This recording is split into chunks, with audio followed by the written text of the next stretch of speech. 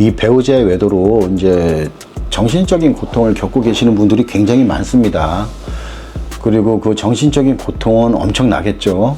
이제 예전에도 제가 비슷하게 말씀을 드렸는데, 배우자의 외도 사실을 맨 처음 알았을 때가 어떤 기분하고 비슷하냐면, 전쟁터에서 정말 나하고 생사고락을 같이 하는 형제 같은 내 전우가 내 바로 옆에서 상대방이 쏜 포탄을 맞고 내장이 터져서 죽어있는 그걸 보는 것과 비슷하답니다.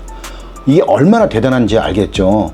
정말로 이거는 우리가 말로 표현할 수 없을 정도의 엄청난 고통이고, 이거는 어떻게 보면 그 사람한테 평생 잊을 수 없는 트라우마를 안겨주는 정말 살인과도 같은 행위라고 보시면 돼요. 그런데 이 외도를 한 사람들은요, 이런 거에 대한 어떤 죄책감이 없는 것 같아요.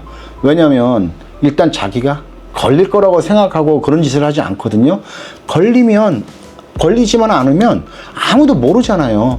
아무도 모르면 그냥 없었던 일이 되는 거라고 자기네들은 생각을 해요. 그렇기 때문에 이제 이게 걸릴 거라고 생각을 한다면 대부분 다 안 하겠죠. 근데 일단 우선적으로 걸리지 않을 것이다, 모를 것이다, 이제 이런 생각으로 하지만, 예전에도 한번 또 이것도 제가 말씀을 드렸지만은 안 걸릴 수 없어요. 티 나요. 걸리는 사람들이 멍청해서 걸리는 게 아니거든요. 배우자는 느낌이 다 와요. 그러니까 이런 건 조심하세요.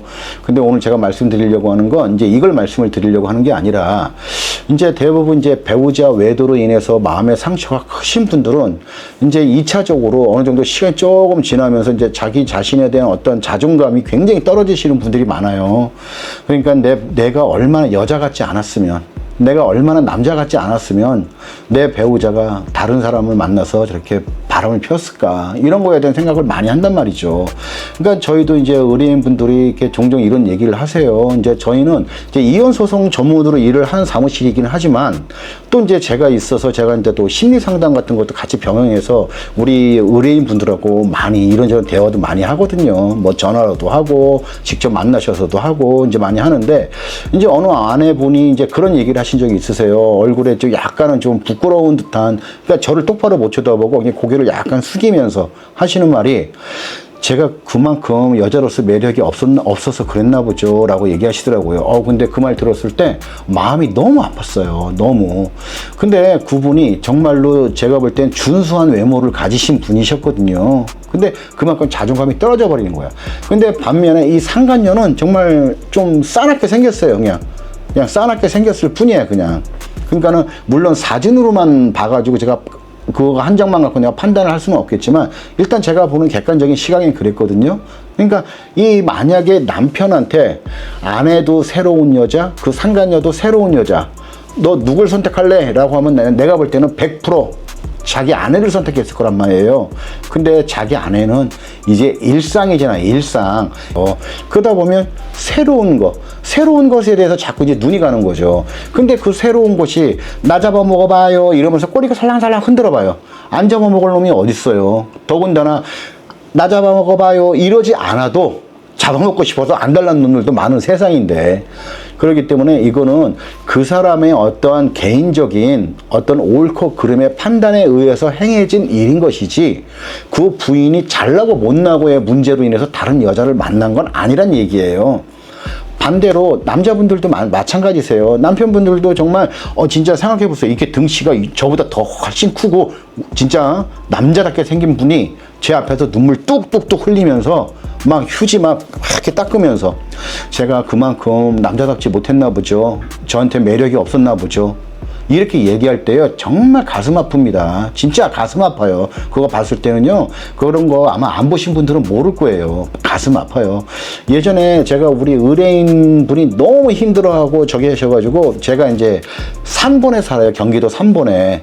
근데 이제 그 의뢰인 분이 이제 안산에 사셨단 말이에요. 근데 이제 주말에 연락이 와서 너무 힘드니까, 그래서 이제 우리 동네로 좀 와라 라고 해가지고 와가지고 이제 그 의뢰인 분을 태우고 이제 영종도를 간 적이 있어요. 이제 바닷바람 쐬러.